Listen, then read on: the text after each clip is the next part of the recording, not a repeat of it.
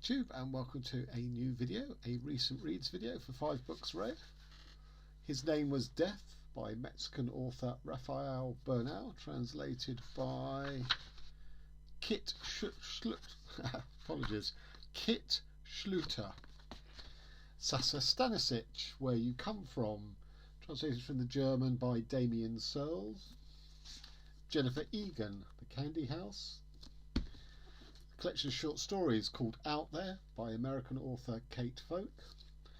And finally, Czech writer Too Loud a Solitude by Bohumil Hrabal, translated by Michael Henry Heim. So I'm going to start with His Name Was Death by Rafael Bernal.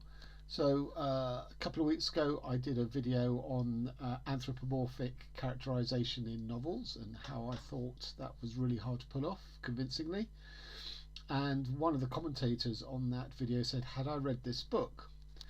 And highly recommended it to me. Now, I have read Rafael Bernal before. I read his rather sort of under the radar delightful read called The Mongolian Conspiracy. So I was familiar with his work. I hadn't heard of this book, and indeed, having read this, and I just went online to see what else is available, and currently nothing else is available in translation other than the Mongolian Conspiracy and this. But anyway, what a wonderful book this is, and I might have to rethink my comments on anthropomorphic literature. But anyway, let's talk specifically about this book.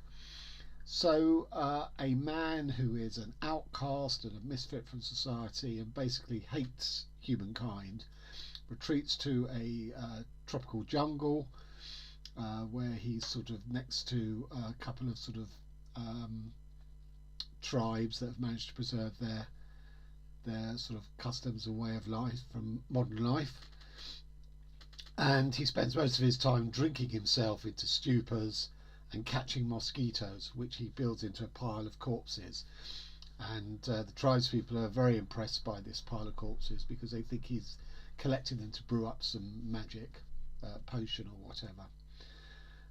But he does get sick, and in his reverie he's not able to catch mosquitoes, but instead he starts listening out for them. He tries to distinguish the different tones and rhythms of the humming noise that they make.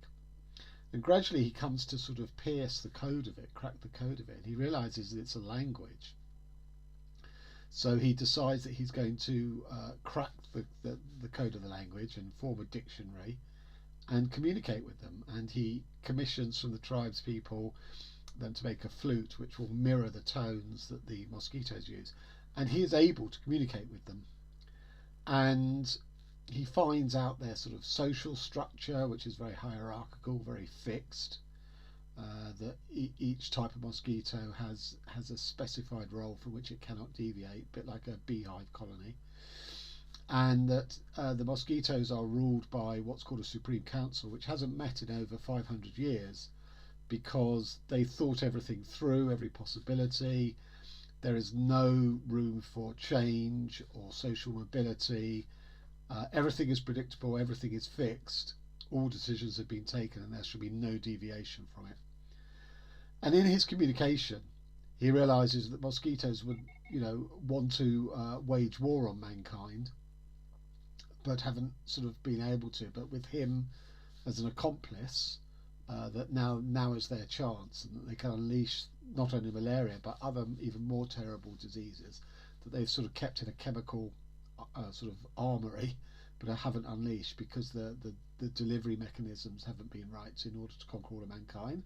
But with the input of this guy, who has his own motives because he hates mankind, but also they promise him the keys to the kingdom, that once they're triumphant, that what's left of mankind will either be wiped out by the diseases or will be kept as sort of slave labour, either just as sort of mobile blood banks to feed mosquitoes, or to farm the land, to keep other humans alive by providing food, but also to produce sugar, because mosquitoes like sugar.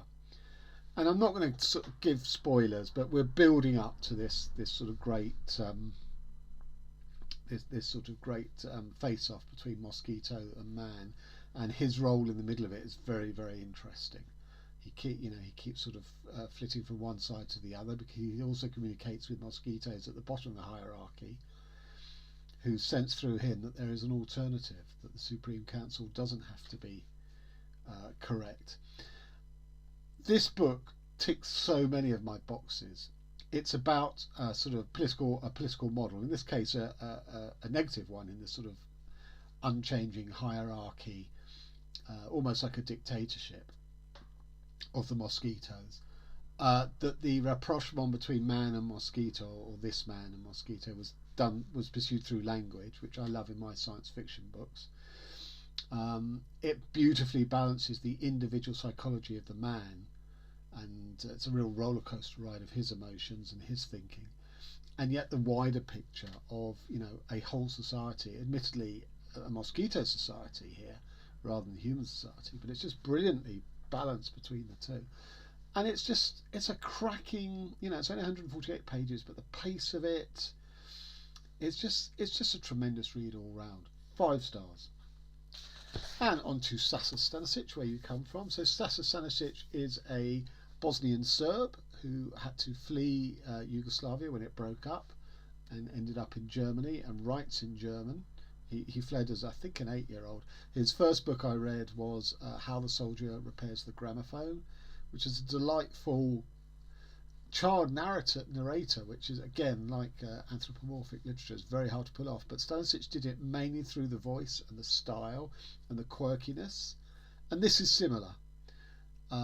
It's more autofiction, or more directly autofiction, whereby the narrator is sort of reconstructing his memory, but is struggling with that, not only because of memory's capriciousness, but also because he has been removed from the source of most of those memories, because he's not in Yugoslavia anymore, and that his one link to the source, his grandmother, who does still live there, is suffering from dementia, so her memories are leaching away.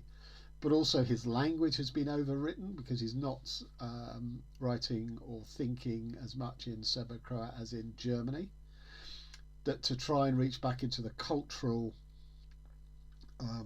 origins of him in a sort of small village, Bosnia, has been overwritten by now moving to mid-sized town in Germany. So all these reasons are why he casts these memories and is constantly recasting them, and they're unreliable to him as well, because he can't get back to the source that easily, because it's been overlaid by all these other things. It's really about the style again, and the voice and the quirkiness. It's a mixture of sort of Bosnian folk tales, small village life and family, with the more modern German stuff, being a refugee. So there's all these different things are going on and reproduced here. As I say, I think winningly. And I'm just going to read you a very quick sample. So here he's gone back to Bosnia. I laughed. Gavrilo didn't seem to think it was funny, and that was the moment when he asked me where I came from. There it was. Where do you come from? Same as always, I thought, and I let rip. Not a simple question. First, it depends on what your where is aiming at. The geographical location, the hill where the hospital was, the national borders of the state at the time of the final contractions, parents' provenance, genes, ancestors, dialect. However you look at it, your place of origin is just a construct, a kind of costume you have to wear forever once it's been put on you, and so a curse. Or, if you're lucky, a possession, owed to no talent but granting you privileges and advantages. And that's what this is. It's a book about sort of, trying to find one's place, trying to find one's identity when a lot of that information is no longer available. As I say, it's winning. It's not a book that particularly says anything profound, but I enjoyed it. I enjoyed my progress through it. 4 stars. And on to a book I was really, really looking forward to, Jennifer Egan's The Candy House, which was a buddy read with Fraser over at A Springboard Thought. But what a huge disappointment this was. It revisits a lot of the characters of the A Visit from the Goon Squad, which is a book I love, but I can't remember I read it a few years ago now, and I can't remember the large cast of characters there, who was what, who was in a relationship with who, and it's more than likely that I've missed out on added value in this book by not recalling those. But any book should be standalone, and on those terms, this book fails lamentably. It can't decide if it's a book about the characters and sort of character studies and relationship. It's almost like a solar system of these characters moving around one another in each other's orbits, or whether it's a book of ideas. And the main ideas seem to be authenticity versus performative life. Which of the two do the characters fall on? And the problem is, you'll get chapters where those ideas are explored, and then you won't come back to it for a while, because then we're into the character stuff, and then you're back to the authenticity versus performative.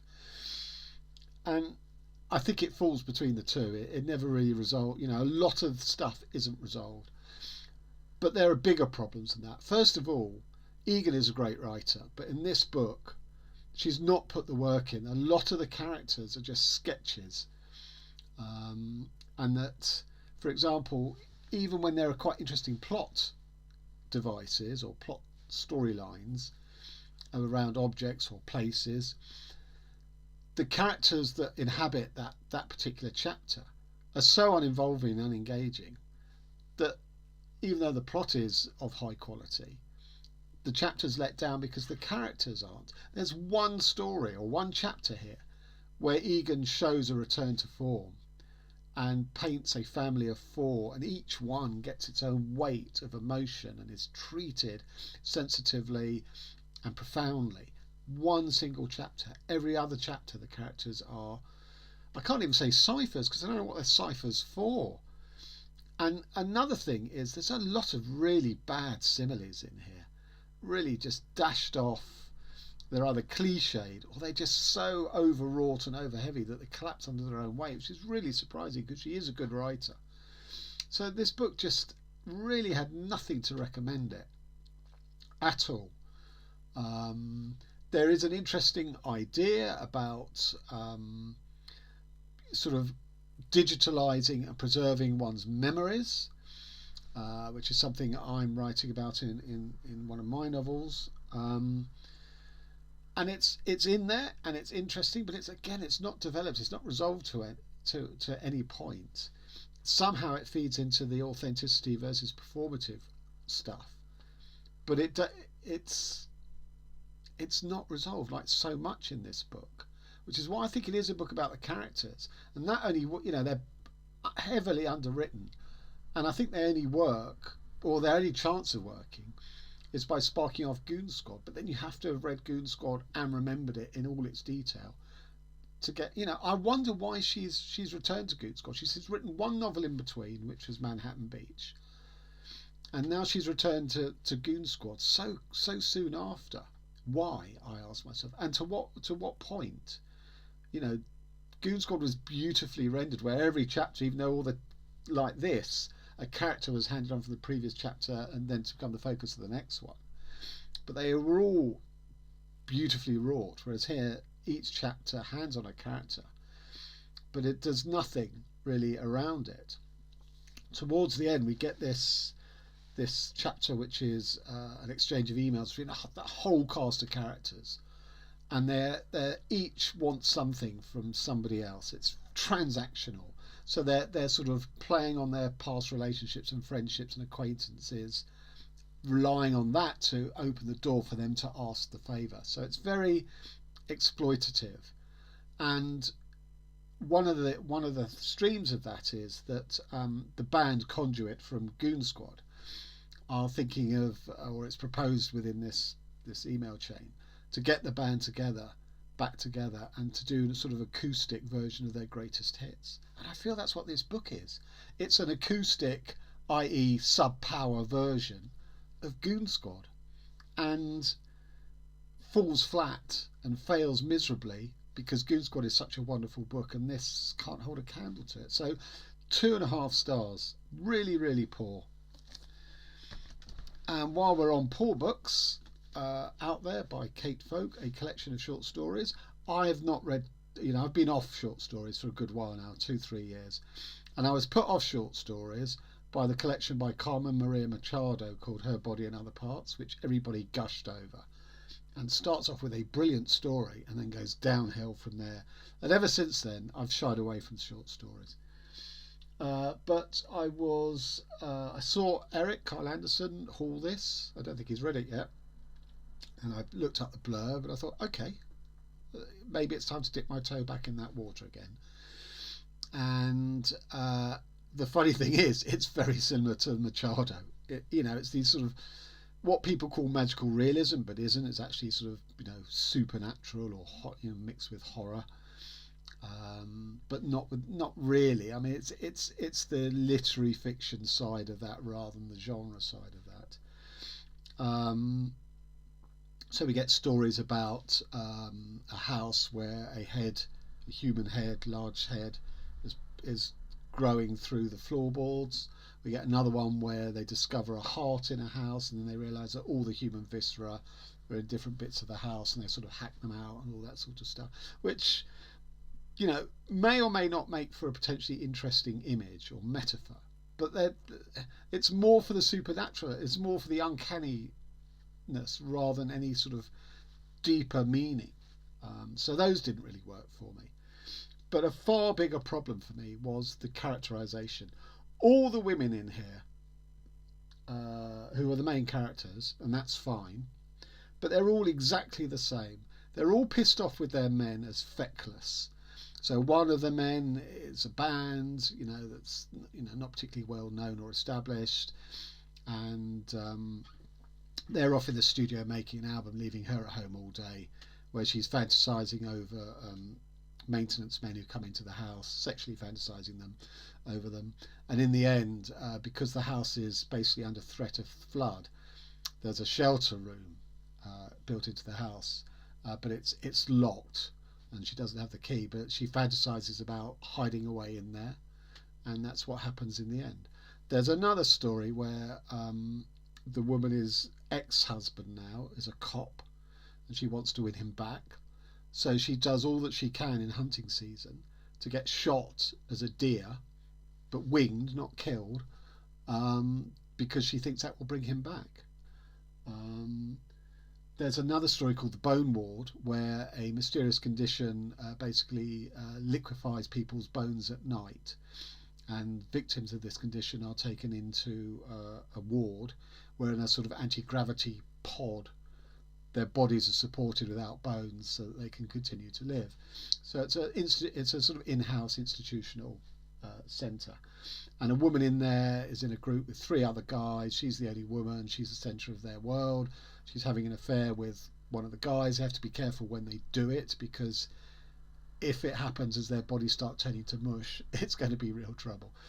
Anyway, another woman comes in, and then this woman gets the hump because she thinks that the new woman is carrying off her man. So she pulls the plug on the woman's pod for 10 seconds with disastrous consequences. Now, what a teenage reaction that is. And all of these women seem incredibly, juvenile. I want to win my husband back, so I'm going to get shot. I'm going to get winged in a hunt. Or, as I say, the other woman, she's complaining about her boyfriend in the band never being there. Well, do something about it. Give him an ultimatum or leave him. There's another story called Void, where the earth is sort of shrinking as this sort of mysterious force voids everything that it covers and comes into contact with. And the main female character is superficially the most interesting because she's skeptical about it, because everyone else believes that they will be, through the void, they will be cast into an afterlife, and that whoever you're in contact with at the point at which you get sucked up by the void, that's who you'll spend eternity with. She doesn't believe that. So she spends most of the story sort of ditching men who are trying to hook onto her so that they'll be together in the afterlife. And yet she doesn't. Oh, it's fine to ditch these guys because they're useless guys. But she doesn't believe, why is she going to the trouble of it? Because she doesn't believe that, there is an afterlife that she's going to be part of anyway. the first story called out there that dating apps have been invaded by what are called blots, which are basically what do you call them? Clones or robotic. They're not robots, but they're perfect recreations of human men who are there to hook up with women and basically mine all their data, and obviously then leave them. So women have to be very careful on these online apps. The woman here is very dubious. I can't remember now because it's the first story whether she meets someone online or she meets him not online in real life, and she's nitpicking at him the whole time that that yes, he's real. He's because she's nitpicking because she's looking for proofs that he's a real person, not a clone. So she's really scrutinizing him heavily, and in doing so she nitpicks because he has all these failings and foibles, but that proves that he's real flesh and blood, that he's not a clone.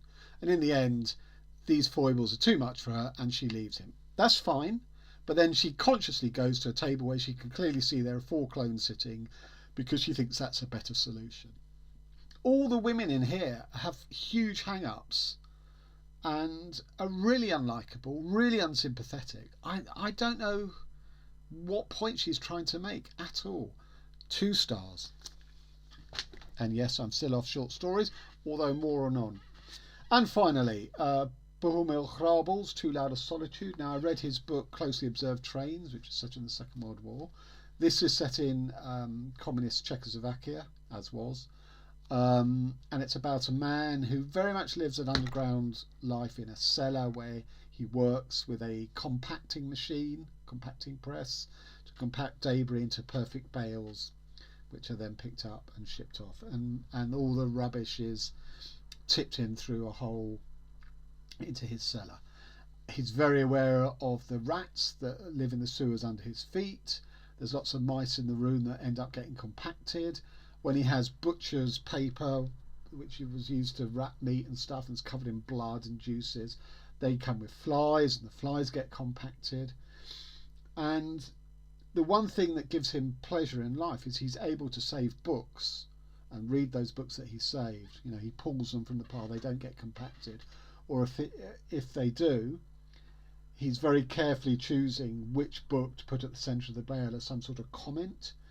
Or he also has art reproduction prints, same thing, he puts them on the outside of the bale to make comments and stuff. And it's very, very good, it's very subversive. He also has a very sympathetic attitude towards Roma people in this book, which is quite unusual. And it's just, I can't say it's lovely because it's an underground man. It's a cellar denizen. But it's a lot about life and ideas from books, and can you use ideas from books in order to live your life? And I'm just going to read the very beginning because I just think it's a brilliant piece of writing. For 35 years now I've been in waste paper, and it's my love story. For 35 years I've been compacting waste paper and books, smearing myself with letters until I've come to look like my encyclopedias, and a good 3 tons of them I've compacted over the years. I am a jug filled with water, both magic and plain. I've only to lean over and a stream of beautiful thoughts flows out of me. My education has been so unwitting, I can't quite tell which of my thoughts come from me and which from my books. But that's how I've stayed attuned to myself and the world around me for the past 35 years. Because when I read, I don't really read. I pop a beautiful sentence into my mouth and suck it like a fruit drop. Or I sip it like a liqueur until the thought dissolves in me like alcohol, infusing brain and heart and coursing on through the veins to the root of each blood vessel. So it's a beautiful meditation. I keep saying beautiful. It's beautifully written meditation on quite ugly life as a hermit, underground, surrounded by rats, mice, and rats. It's just brilliantly put together. And towards the end, his livelihood is threatened by these sort of super industrial presses that can do the work of 10 of his sort of independent presses. Yeah, highly recommended. 5 stars. And on to what I'm currently reading, or about to read, I should say. So The Public Burning by Robert Coover, story of the Rosenbergs and Nixon. I am buddy reading this with Courtney Ferreter. We start this tomorrow and we read it over to the rest of the month. And what I'm currently reading is, yes, a book of short stories. So this is either Cognitive Dissonance, or I was persuaded by another commentator of mine who, I think it was on one of my on the last tag video I did, when I said how I was off short stories, and he pleaded with me saying, you've got to give this a try, you've got to give this a try. So obviously on Fitzcarraldo editions, as you can see. It's called Dark Neighbourhoods by a British Nigerian author called Vanessa Onowuzie. I'm halfway through it. I will hopefully finish it today. I will obviously review it in my next wrap-up video. So that's what I'm currently reading. Till next time, thanks very much.